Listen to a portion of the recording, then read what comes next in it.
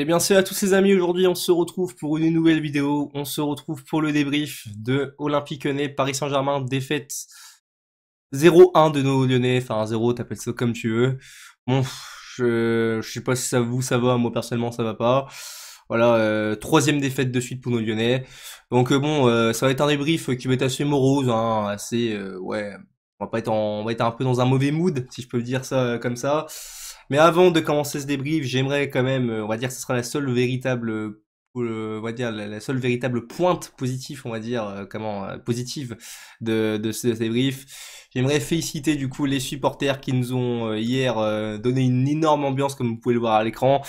Voilà, une ambiance de Coupe d'Europe, hein, clairement. On a vu un Olympique Lyonnais, voilà, il y a un stade, enfin un Parc OL surtout, qui a vraiment chanté. J'ai vu des chants incroyables, ça m'a vraiment beaucoup plu. Voilà, une ambiance. Bon, moi j'y étais pas malheureusement.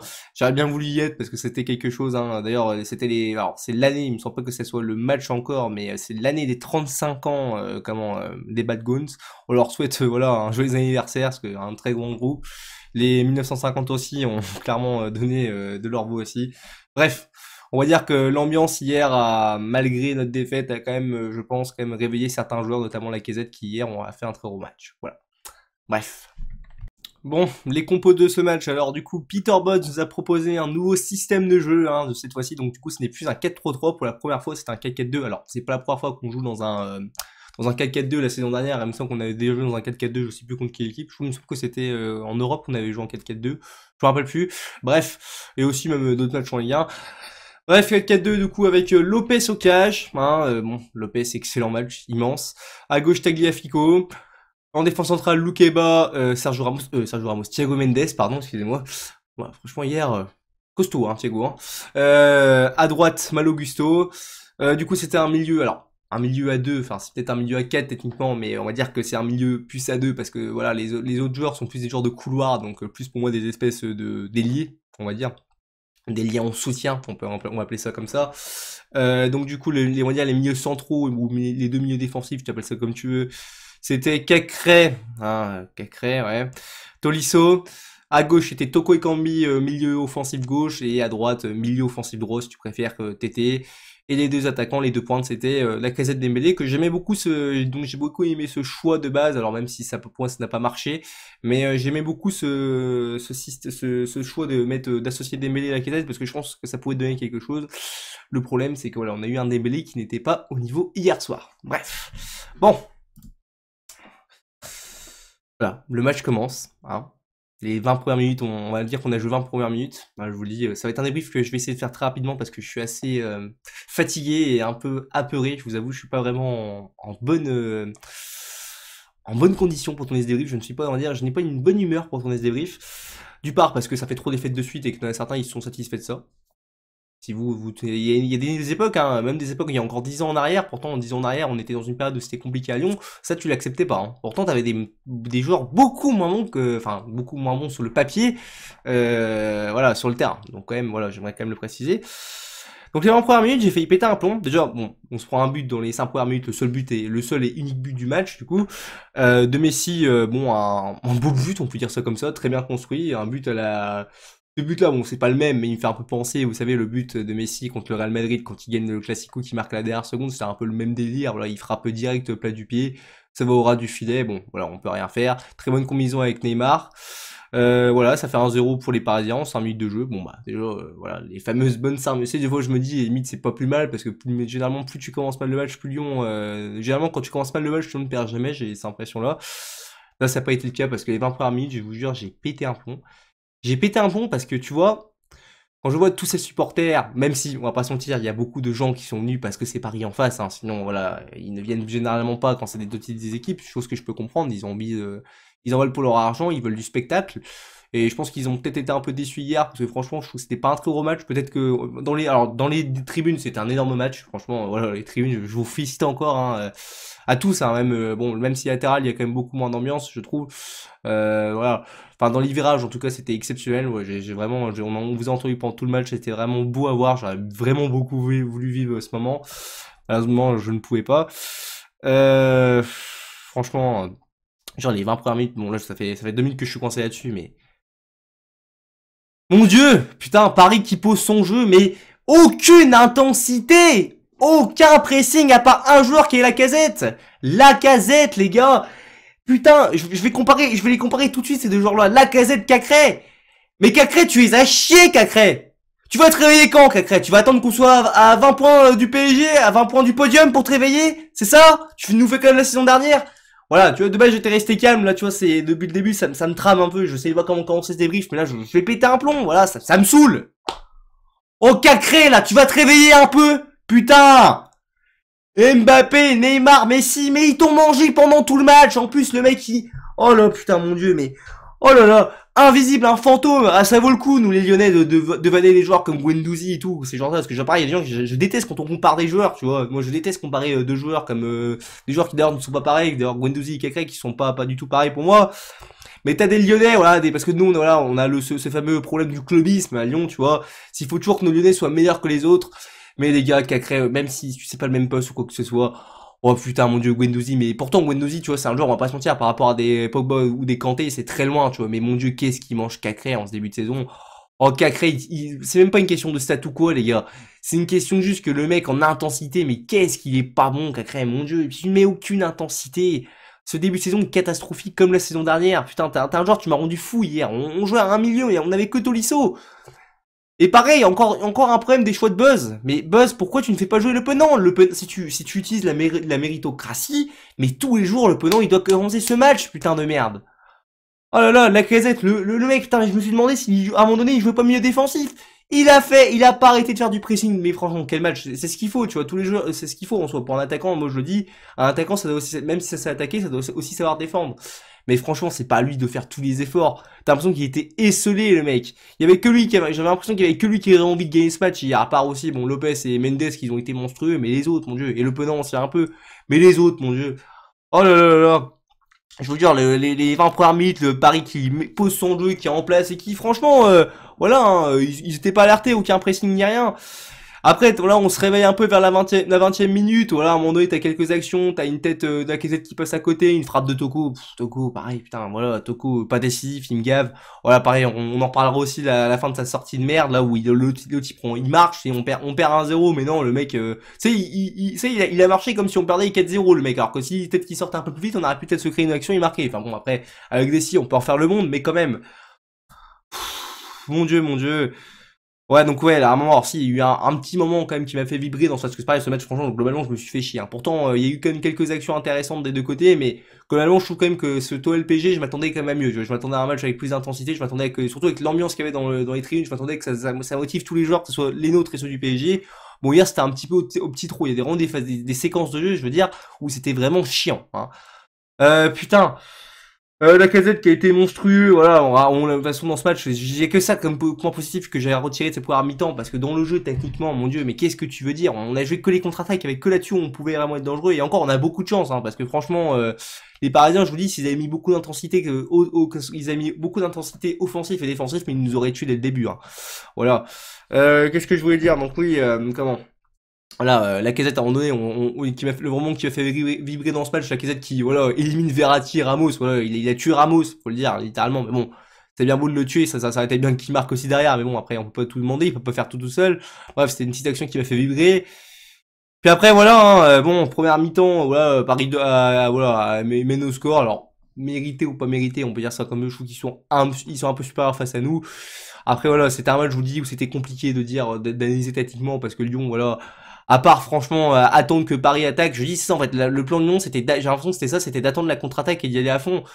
Mais bon, le problème c'est que voilà, quand t'as des latérales comme Hakimi ou Mendes au PSG, ça revient très vite, donc c'est compliqué, c'est sûr que c'est pas Toko Kambi qui va les prendre de vitesse, tu vois. Ah voilà, bref, Tété aussi pareil, putain, Tété invisible, Tété. Mon dieu, mais Tété, même s'il stat, c'est très bien. Tété en fait des fois il a un peu ce syndrome aussi un peu à la Toko Ekambi. Il stat, c'est bien. Bon après comme je trouve quand même il est quand même meilleur que Toko Ekambi, faut quand même pas en déconner. Mais mon dieu, Tété, tu es transparent, tu es comme ton collègue Cacré, tu es transparent. On ne te voit pas du match. À la mi-temps, du coup, voilà, on va faire vite, hein. À la mi-temps, il te change Tolisso, et il met le Penant. Alors, Quand te faire rentrer l'opponent, d'accord, mais pourquoi changer Tolisso? Pourquoi tu ne fais pas changer Cacré? Et le pire, c'est qu'il a attendu la 70e pour faire des changements pour changer Cacré. Hein. Vraiment catastrophique, mais catastrophique, putain. Le coaching, encore une fois, je sais pas s'il va rester, il va peut-être se faire virer, j'en sais rien, mais je vais vous dire, j'en ai rien à foutre parce que quand je vois de toute façon quand je vois ces tocards de la direction et ce tocard de président qu'on a tous aimé, hein, je le rappellerai à chaque débrief s'il faut, mais qui nous sort quand même une dinguerie, comme quoi on peut être fier de cette défaite, putain, mais en quoi c'est une défaite encourageante? Mais je déteste ce terme-là, je déteste ce terme-là, parce que tu perds 1-0, 2-0, 3-0, le résultat il est pareil, t'as 0 points. On s'en fout, on va me dire quoi, c'est la différence de but, on s'en fout. La plupart des saisons, c'est très rare que comment ça se joue à la différence de but, ça se joue généralement toujours au point, au nombre de points que tu as engendré pendant la saison. C'est ça qui me gaffe, putain. Oh là là, mon dieu, la mentalité chez certains. Bref, je parle déjà du match, après on en parle ça après. Voilà, après on a eu quelques actions de chaque côté en seconde mi-temps. Alors ça a attaqué très fort, hein. On a failli en prendre un dès l'entrée, on a failli prendre un 2-0 dès l'entrée, mais s'il a failli marquer, d'ailleurs il a mis dans le vent deux de nos joueurs. Bon après voilà, il y a quelques actions, Lyon est un peu dangereux parfois, mais bon, enfin dangereux, ça reste très léger, pareil pour Paris qui bon, eux sont un peu plus dangereux, mais tu sens quand même qu'on a un énorme Thiago Mendes qui a été monstrueux, et même Loukeba qui a pas été trop mauvais, mais Mendes vraiment, franchement Mendes c'est pas souvent que je le dirai, que je vais le dire, hein, parce que profitez-en, parce que je pense que là voilà, les autres matchs après il va retrouver son niveau d'habitude, hein. Moi j'ai pas beaucoup d'espoir en Mendes, voilà Thiago Mendes monstrueux, hein, t'as été monstrueux, mais bon. Voilà, profites-en que je te fasse des éloges parce que c'est pas souvent que t'en auras. Hein, visiblement, parce que franchement, hier, bon, c'était très bon, mais bon, c'est dommage. En fait, tu vois, de Mendes, ça serait bien que tu joues, que t'aies dans ta tête que tu joues contre Paris à chaque fois que tu joues, en fait. Que genre, tu te dises, en fait, c'est Paris en face et je joue comme ça, voilà, ça serait bien. Enfin, bref, je sais pas si vous avez compris ce que je veux dire, mais putain, pourquoi t'es pas comme ça dans les autres matchs? Si t'es capable de faire ça, pourquoi tu me le fais pas plus souvent? Bref. Voilà, donc après, ouais, on a des actions du PSG, voilà, avec un Lopez qui a été monstrueux, mon dieu, voilà pourquoi je dis que Lopez c'est pas le joueur dans cet effectif réellement en priorité à changer, hein. Vous voyez que Lopez, dans les grands matchs, il peut être là, il peut être en rendez-vous, c'est un mec, voilà, on peut critiquer Lopez, effectivement, sur son niveau de jeu, mais un truc qu'on ne peut pas critiquer avec Anthony Lopez, c'est son investissement sur le terrain, sa rage de vaincre, voilà, quand il fait un arrêt, voilà, vraiment, il se félicite avec Mendes, ça m'a plu, tu vois, il y avait quand même un certain esprit d'équipe, tu vois, il a la dalle, tu vois, c'est dommage. Voilà. 70e minute. Enfin des changements. Putain, le mec, il attend la 70e. Mais qu'est-ce que vous avez, bande de merde, à me faire? Qu'est-ce que t'as, espèce de merde, Buzz, à me faire des changements à la 70e? Pareil, toi, j'en ai marre de toi. Putain, que tu sois viré. De toute façon, je veux dire, j'en ai plus rien à foutre. Ça me saoule. Qu'il soit viré, qu'il soit viré cet hiver, qu'il soit viré pendant la trêve, j'en ai rien à foutre. De toute façon, je veux dire, comme je dis avec les tocards de la direction, ça changera pas. De toute façon, j'ai envie de te dire, on a un mercato, on a fait un mercato qui est pourri. Enfin, bref, je vais pas me répéter. Voilà, après bon, on l'a fait rentrer du coup, c'est qui bon, du coup Cherki, bon, on va dire que c'était pas mauvais, c'était pas non plus bon. Voilà, il a essayé. Bon, par contre, René Adélaïde, voilà, c'est fatigant quand même. Hein. René Adélaïde, franchement, quand tu sais ce qu'il était capable de faire avant sa blessure, ça fait mal. Franchement, et que tu l'as payé 25 millions, ça fait mal au cucu quand même. Hein. Oh mon dieu, qu'est-ce qu'il a pas été bon, mon dieu, putain, le nombre de manque de justesse technique qu'il a, c'est incroyable. Bon voilà, après il y a eu quoi? Après voilà, bon bah il y a eu un arrêt magnifique de Lopez sur coup franc de Messi, voilà. Franchement Messi, si franchement il aurait été très beau s'il avait marqué ce but-là. Bon, Lopez l'a arrêté, c'est très bien. Après il marque, t'as Sergio Ramos qui marque, mais bon voilà, il est hors jeu, du coup ça compte pas. Ça fait toujours 1-0, puis après voilà. Hein. Franchement, bon après oui aussi avec Toko qui sort en marchant à la fin, pareil. Comment tu peux accepter ça à Lyon? Mais il y a une époque, t'aurais fait ça, mais tu te serais fait soulever. Je te dis, mais les supporters, ils t'auraient attendu à la sortie du stade, ils t'auraient soulevé, mon grand. Oh mon dieu, c'est pas possible. Voilà, bon bref, voilà, bon, on a fait le débrief du match. Franchement, un match qui était pas ouf. Hein. Franchement, moi les gars, que ça soit du côté lyonnais ou parisien, j'ai trouvé qu'on a fait un match, que c'était pas un très beau match. Hein. Pour moi, quand tu dois attendre mieux de ce genre de rencontre, déjà nous, bah voilà, parce qu'on parle déjà avant tout, je suis avant tout un supporter lyonnais. Je trouve que c'est assez décevant parce que franchement, je vois pas comment on peut se compter de ça, qu'on peut se contenter qu'on peut se dire qu'on a fait une défaite encourageante, alors que les gars, franchement, on n'a pas été, on a, dans l'intensité, on n'a pas été monstrueux. Tu vois, encore, on aurait perdu l'année dernière 2-1, et encore, je déteste le terme de défaite encourageante, mais bon, on va dire que l'année dernière, quand tu perds 2-1 au parc, oui, c'était une défaite un peu encourageante, parce que tu les avais globalement bouffés pendant tout le match et que tu avais perdu à cause des fautes d'arbitrage. Mais là, ce soir, franchement, qu'est-ce qu'il y a d'encourageant? Voilà. Oui, t'as eu un KZ qui était monstrueux, un Mendes aussi, un Lopez, mais à part le reste, les gars, c'est quasiment la poubelle. Voilà, les deux penons aussi qu'on peut sortir un peu du lot. Mais globalement, c'est pas bon. Franchement, ouais, même les Parisiens, franchement, je les ai pas trouvés incroyables. Tu vois, je m'attendais vraiment qu'ils soient beaucoup plus durs sur l'homme avec nous. Hein. Je pense que s'ils avaient vraiment voulu, ils auraient pu nous en mettre 3 voire 4, hein, malgré, voilà, que Mendes était bon ce soir. Mais bon, ça n'a pas été le cas. Bon, tant mieux pour la différence de but. Mais bon, au final, comme je l'ai dit au début, voilà, le résultat reste le même. Ça fait 0 points pour nous et 3 points pour le PSG. C'est ça le plus important. Match insipide, franchement, ouais, je me suis fait assez chier. Franchement, j'ai pas trouvé que c'était un énorme match, à part le jeu dans les tribunes. Pas grand chose à tirer de ce match, hein, voilà, c'était assez, on va dire, ouais, insipide, assez stérile, je trouve, globalement, malgré qu'il y a eu des occasions, hein, mais c'était pas non plus, je trouve, c'était pas non plus emballant, quoi, c'est ça que je veux dire. Et puis ma question, moi, c'est comment on peut se dire être fier de cette défaite. Je parle notamment à la direction, Aulas, hein, voilà, comment Aulas peut accepter ça. Mais vous savez quoi, je veux dire, Jean-Michel Aulas, voilà, toute la direction, c'est même pas eux qui me choquent, c'est les supporters, les gars. Moi, je suis vraiment déçu. Après, c'est mon avis. Donnez votre avis en commentaire. On est là pour débattre. Mais putain, les gars, franchement, qu'est-ce que tu veux que ça soit encourageant de perdre comme ça, putain? Je veux dire, on enchaîne, c'est notre 3e défaite de suite. Alors, que tu perdes contre Monaco, ça va, contre Paris aussi, mais tu perds avant contre Lorient. Ça, c'est des équipes que tu dois soulever, normalement, matin, midi et soir. Enfin, midi et soir, je veux dire. Tu vois, matin, midi et soir, comme je le disais, du coup, même s'ils font un très bon début de saison, que Lorient, que ça roule, ça tourne bien, pardon, c'est pas une raison. Ça fait trop défaites de suite, ça fait trop fois que tu perds, t'es déjà un peu éloigné du podium à la trêve. Qu'est-ce que tu veux faire? Qu'est-ce que tu veux faire? C'est décevant. Voilà, moi cette saison, je vous le dis, déjà pour moi le podium on le fera pas vu le mercato qu'on a fait, mais je vais te dire, je sais même pas si on va jouer l'Europe, je ne sais même pas si on va avoir une Coupe d'Europe comme cette saison. C'est terrible, c'est terrible, c'est terrible. Ouais, donc comment on peut être fier de ça? Je veux dire, les gars, je sais pas. Moi, quand je vois certains, j'en vois certains sur les réseaux qui te disent qu'ils sont fiers de cette défaite qu'on a bien joué. Alors oui, ça aurait pu être pire, mais le résultat il est le même au final. Est-ce que tu perds 1 ou genre 5-0, ça change rien. Tu t'as 0 points. Comptablement, t'es pas bien parce que normalement t'aurais dû gagner beaucoup plus de points. Voilà, voilà. Bref, après, c'est toujours les mêmes choses, hein, et voilà, Buzz encore coupable, mais je veux dire, même si tu changes d'entraîneur, ça va pas changer grand chose, je pense, parce que c'est toute une direction à changer, voilà, pour moi, c'est tout un club à reconstruire, je vais pas peur de le dire. Mais bon, ça, j'ai déjà fait des vidéos là-dessus, je reviendrai pas là-dessus. Bon, les tops et les flops, donc les tops, Lopez, voilà, Lopez, monstrueux, les gars. Antonio Lopez nous a sorti un match mais énorme, voilà, un match vraiment de classe mondiale, on peut le dire, voilà, un match de classe mondiale, il a sorti des arrêts, les arrêts qu'il fallait, à part peut-être le premier but que tu peux te dire, bon, il peut faire mieux, mais bon, j'ai envie de te dire, c'est compliqué, hein, en début de match comme ça, de prendre autant de frappes, voilà. Je pense que c'est aussi un peu la faute de Cacrès, le premier but qui revient pas assez pressé pour ma part, je trouve que c'est ça aussi, mais bon, ça c'est autre chose. Lopez monstrueux, deuxième top, Mendes, hein, Mendes, franchement, comment oublier Thiago Mendes? Thiago Mendes, il nous a tous, je pense, surpris hier, hein, le nombre d'interventions qu'il a fait sur Mbappé, ou même sur, bah oui, c'est sur Mbappé, surtout, en fait, et même un peu Messi, il me semble aussi, je me rappelle plus très bien, mais surtout sur Mbappé, il a fait des tacles glissés vraiment, propres, c'était super propre, c'était impressionnant, très beau match de Mendes. J'ai envie aussi de dire Lacazette, parce que même si Lacazette, on va dire offensivement, parce que avant tout, tu vois, c'est un peu comme, tu vois, c'est un peu comme Giroud, tu vois. Avant, quand on disait à la Coupe du Monde, on disait oui, Giroud à la Coupe du Monde chez les Bleus, il est bon parce qu'il défend. On lui demande surtout de marquer à Giroud, non pas de défendre. Mais j'ai envie de te dire, ouais, j'ai envie de mettre Lacazette dans les tops parce que même si offensivement ça n'a pas forcément été ça, il n'a pas concrétisé ses occasions. Hier, les gars, voilà, l'engagement qu'il avait, il avait la dalle, t'avais cette impression qu'il, en plus, voilà, il sait qu'il a les problèmes aux cordes vocales et tout, il va se faire opérer, d'ailleurs, j'espère vraiment que ça se passera bien et qu'il reviendra en pleine forme. Lacazette, hier, j'ai vraiment vu ce joueur qui manque, ce genre de joueur, j'arrive pas à parler, excusez-moi, qui manque à Lyon, bordel. Des joueurs avec des couilles, des joueurs qui ont envie, tu vois. Et c'est ça qui manque à Lyon, putain, c'est des joueurs comme lui. Et franchement, hier, ça m'a fait plaisir. Cette attitude m'a beaucoup plu.